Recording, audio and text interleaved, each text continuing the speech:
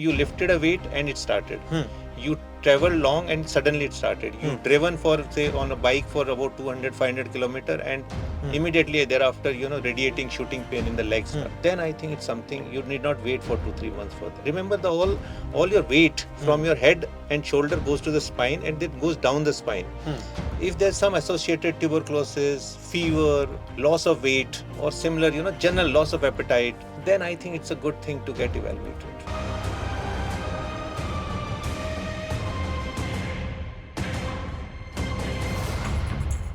Welcome to Health Inside Out, a Kaveri podcast. Let's straight away get into the back pain, something that is extremely common amongst everybody, let's say, for that matter. Many people dismiss back pain as, this is just a sign of aging. When should we differentiate that this is not a sign of aging and this might be something that needs to get looked at by a doctor?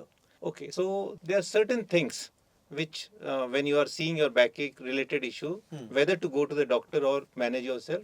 One is if the backache is persistent, severe and persistent for maybe 1 week or 2 weeks, or it is, definitely going beyond. That is one. Secondly, if it is radiating to the hips, it is going down. Okay. It's sometimes called as sciatica, going down to the hips or the legs. Very often it is, if it is associated with tingling, numbness, and zome, which is called in Kannada, all that. So all that is important. And if these are the factors, then you need to think about going to the doctor. And if there is no reason to say, you have done a shifting, you have traveled a long distance, Right. you have had a fever or something, viral fever bout, and you get that, you have some medicines or some massage and gets relieved, then it's nothing to worry. But if there's no such incident, just out of blue it comes, then, and especially if you've lifted some weights, if you've done some unexpectedly, you get this pain and it's just increasing, persistent or increasing, then you need to, I think, take it seriously. At least go visit the neurosurgeon or a spine surgeon. Fear of surgery often holds people back from seeking treatment for spine issues. So, what are some of the non-surgical approaches that can be effective? When should surgery be considered the best option? The surgery would be advised to you by the, when you have backache, you will obviously go to a doctor dealing, which would usually be a spine surgeon, Ji. a neurosurgeon. Now, the means which we can use for non-surgical would be right from medications, then massage, then acupressure, Acupressure, okay. then chiropractic, then some people give, some doctors give some local injections, etc. So all these things, and physiotherapy, of course, these are all the non-surgical measures along with medication, which will give you some relief. However, however, I will not be able to give much credence to most of them, except physiotherapy, which is a scientifically based thing, Okay. and yoga, which generally we are told that it is a more or less a sort of physiotherapy, a scientific based thing. Others are well practiced, followed across the world, but I'm not sure how effective they are. And second question was regarding the surgery. Right. Well, in case the spine or the neurosurgeons having examined you, see, when you go to them, they will examine you. They Correct. will have a clinical examination after discussing your problems, and they will have invariably subsequently a radiological examination. Right. Subsequent to this, if it is a persistent problem which is not getting relieved, then probably a surgery will be required.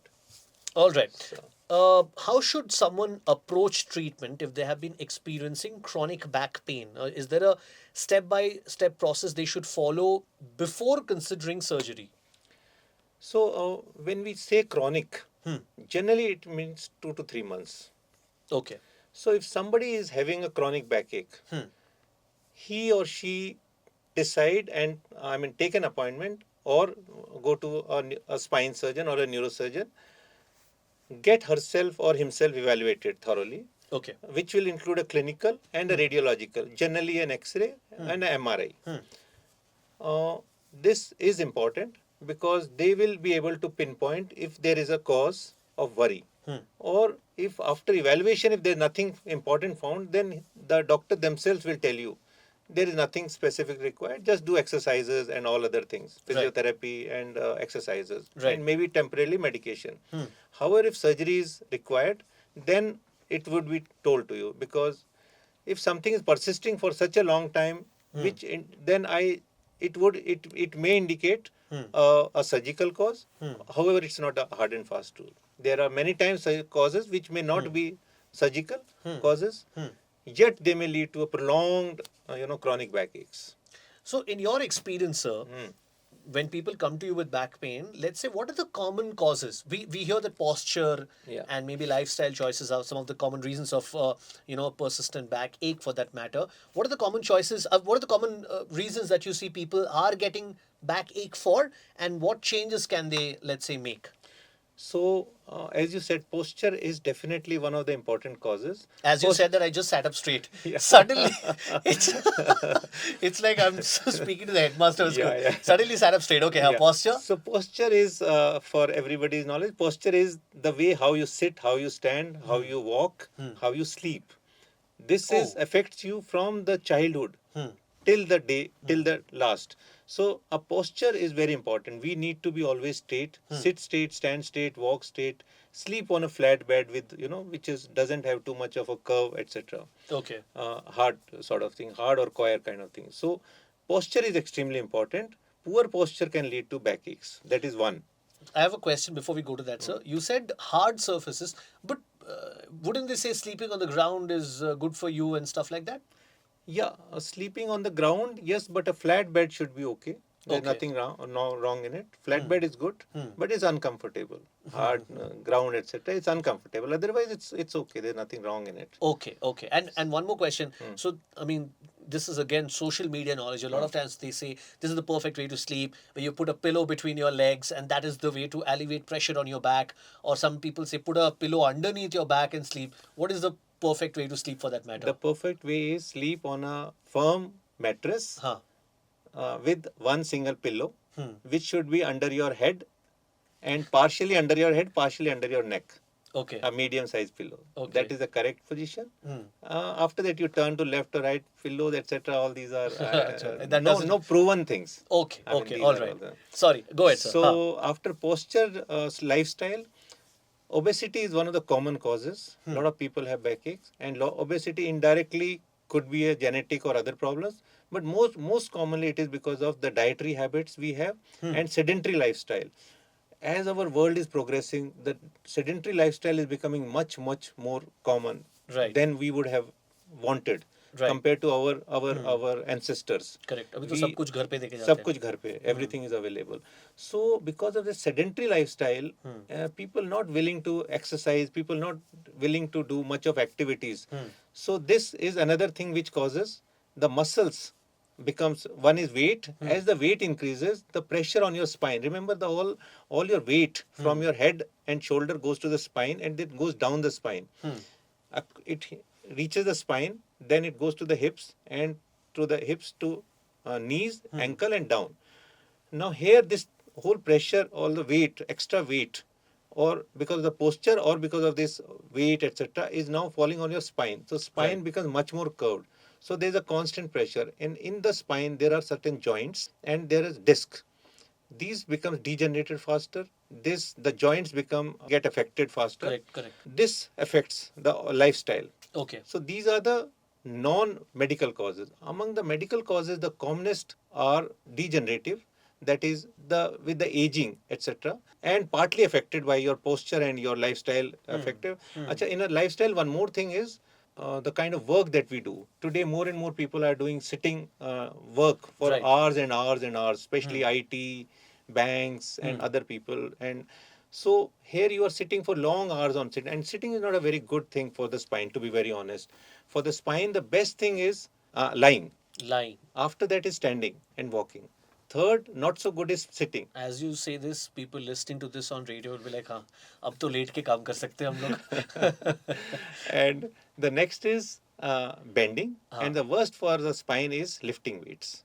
Oh, So, I thought that was supposed to be a good thing. no. you have to be very careful while lifting weights. Okay. When I say lifting weights, I don't mean gym wala lifting weights. When I say lifting weights means when you are traveling, you are going to the vegetable market, you are going to Acha. the shop. You know, you find people in a bag or one sided, half bent like this. You are going to the airport, people lifting heavy things, people Okay. putting things on the With weird posture. with weird postures, people putting things on the aircraft or in the trains on all that thing, lifting weight, cylinder. Somebody at home, you'll say you will pick up this. I'll do it for a minute. Nothing happens. You'll pick up the pots, heavy pots, all those Correct. things. They're not good for spine per se. So you need to be very careful when you're doing. Either you should do it with somebody, or you have to be very careful. Spread the legs in nicely so that weight is balanced. So, so that was related to the lifestyle related. I had forgotten. So, coming to the disease, the common things, one is of course degenerative, which is age related. The second is slip disc, which is much more common in the younger population because the discs are semi sort of gelatinous. They are kept in place by a ligament, two ligaments, anterior and posterior longitudinal ligament, which is in the spine. And these discs remain, they allow us for us to move, bend, etc. So when the disc gets, when you're lifting or something happens to them, it can tear the ligament and come into the spinal canal where our nerves are there. The nerves for the legs are from the back. So the nerves get compressed and you have sharp shooting pains, which is different from the normal pain. Right. So that is another thing. And of course, then less common are, tuberculosis, rheumatoid arthritis, sacroiliitis, rarely cancers, etc. So we talked a lot about avoiding surgery, but let's say somebody has had spine surgery. How soon can they expect to recover and get back to their normal life? So there's a lot of fear. I think 30, 40 years back, people used to lie on bed for, weeks and months. So even today when people come to me for surgery, at my center, I'm almost every day or every alternate day operating on, one or two cases of spine. So quite common. So I have come across this question so commonly. Everybody thinks that once spine surgery means you are gone for a long period. So nothing like that. Usually, for a disc, etc., we make the person stand up next day and walk. For even a fusion surgery where we put screws, etc., there also, if elderly or otherwise, maybe second day, otherwise first day or second day you make them stand, you make them walk. Another 2 days or 3 days you walk and stay in the hospital, maybe one day. Sometimes we have even done in the same evening also. So it's not that, actually what has happened, the science has brought a lot of innovations and technology. Technology has really helped, at least neurosurgery and spine, it has really helped. Okay. So MRI has brought, so they localize the disc exactly, the problem location. It has brought these microscopes where we can see fine things. It has got fine instruments. And, with that, results have become much better. Right. So second, third day person is on thing, we generally tell them for a week or 10 days you stay in home, but you roam around, have your food, watch your TV, walk around in the garden, etc. And in about 1 to 2 weeks or maybe by 2 to 3 weeks, you can start back. If you're working from home, you can start from, working only. Right. If you need to go to office, maybe, 2 to 3 weeks. Sometimes we may give a little more, but mostly that's more than this thing. Okay, so remarkably faster than what people think of. Yeah. Many people would have heard of Commander Abhilash Tomy. He completed the Golden Globe yacht racing. Right. He had a surgery in 2018, a spinal surgery. That was also because of one of such incidents in a yacht? Yeah, yacht. I think I've read that. Yes. And article. then he underwent surgery and he thought he'll never come back. Right. And in 22, he not only has come back, he won the second prize across the whole world. I remember reading about that on the newspaper in the newspapers. In fact, my next question was about the fact that how realistic is it for people to get back to active lifestyle after a spine surgery? And I think the instance that you just cited proved. I know of one Janal Saab whom I had operated. He too gave me 1.5 months time. He said, I have already booked tickets for Norway, etc. I need to go. I want to see. So I said, fine. 1.5 months is a lot of time. He not only recovered 3-level, decompression, screw fixation, surgery was done. He was recovered. He walked. And in 1.5 months, he was in Norway seeing the, that Northern Lights or something it's called. No? That's so he was there. So, and I have enough number of, soldiers going back to their duties. And now, after coming to civil, I see a lot of people, IT people who are going back to their work. So there's nothing, this is a sort of thing which is carried from the past. That's all. All right. This is another question that I have for you. We will go back to the first question that I asked about people who have recurring back pain. When is it time for them to, stop self-medicating and seek professional help? When would you recommend them? So, ideally, first few weeks, if it is going beyond, but maximum 3 months, 2 to 3 months when it becomes a chronic backache. I'm sure by that time one should not wait beyond that. One must go for a evaluation by a spinal surgeon or a oblique neurosurgeon. All right. I will cite my own example, sir. Okay. What I was telling you before. Okay. Let's say I have a back pain, Correct. which comes once in a while, Okay. like months apart, or maybe a year apart. But I know that my back might be a little weaker than my other muscles in that body. Okay. So should I seek professional help, or should I just ignore it for that matter? If it's once in a while, see, if the basis of a disease process is that it will be constant. So if something is there, which is coming once in a while, disappearing, there are a few disorders which have such side of features, but mostly speaking, if after that you are okay, you may not. You may just continue exercises because ultimately, even after surgery, we are going to advise you back exercises and correct posture. Right. So with that, if it gets corrected, you need not worry too much. Okay. But otherwise, I feel that if it is, and secondly, the type of, as I said initially, the type of pain, if it is radiating to the hips, going into the legs, if it is persistent in spite of medication and other medicative therapies, if there's a doubt by your own family doctor, if there's some associated tuberculosis, fever, loss of weight, or similar, general loss of appetite, then I think it's a good thing to get evaluated. All right. And if there has been a incidence of a recent, suppose you lifted a weight and it started. You traveled long and suddenly it started. You've driven for, say, on a bike for about 200, 500 kilometer and immediately thereafter, radiating shooting pain in the legs, etc. start.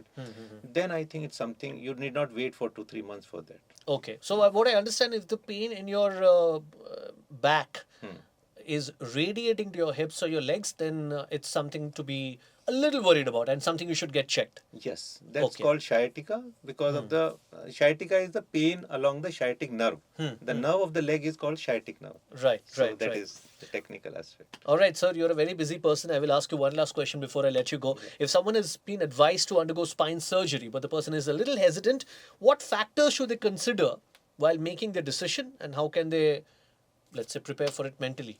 When you have decided for a surgery, invariably you would have been evaluated by a doctor who is a spine specialist. A neurosurgeon would have seen you, he would have evaluated you. And generally we advise not only we also show to the patient the scan, where is the problem. We also generally have models. On the models we'll show to the patient, this is where the problem, where is this.